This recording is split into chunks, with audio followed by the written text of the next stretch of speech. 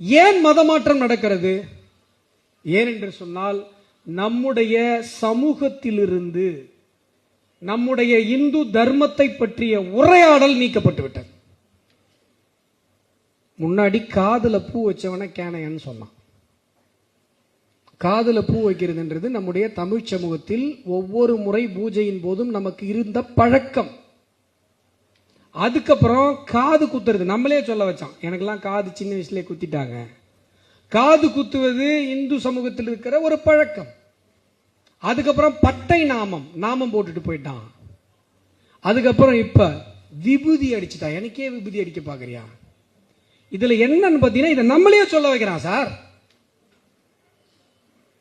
இந்த சமூகத்திலிருந்து ஆன்மீகம் பற்றிய உரையாடல் பிரித்தெடுக்கப்பட்டதனால வந்த விளைவு இது. நம்ம ஊர்ல சொல்லுவாங்க, நான் சிவனேன்னு உட்கார்ந்து இருந்தாங்க, என்கிட்ட வந்து அவன் பிரச்சனை பண்ணிட்டு போயிட்டான். என்ன சிவனேன்னு உட்கார்ந்து இருந்தேன்? சிவனேன்னு உட்கார்ந்து இருந்தேன். அக்கடான்னு உட்கார்ந்து இருந்தேன்னு சொல்லுவோம். அக்கடான்னா என்ன?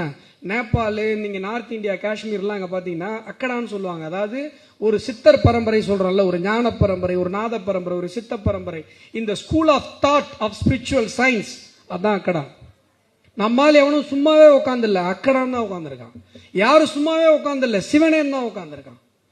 கர்மயோகம் பற்றின புரிதல், ஞான யோகம் பற்றின புரிதல் நம்முடைய சமூகத்தில் இருந்து கொண்டே இருந்திருக்கிறது. ஒரு 15 நிமிஷம் 20 நிமிஷம் ஒரு முறை வாழ்க்கையில் முழுமையாக தியானத்தில் அமர்ந்த ஒருவனை சத்தியமா சொல்ற மதமாற்றவே முடியாது என்று சொல்லும் பொழுது, நம்முடைய குடும்ப சமூகத்தில், நம்முடைய இந்து தர்மத்தினுடைய கூட்டமைப்புக்குள் வாழுகிற ஒரு இளைஞனை, ஒரு குழந்தையை, ஒரு சிறுவனை தியானம் பழக்காமல் வளர்த்தது யாருடைய தவறு?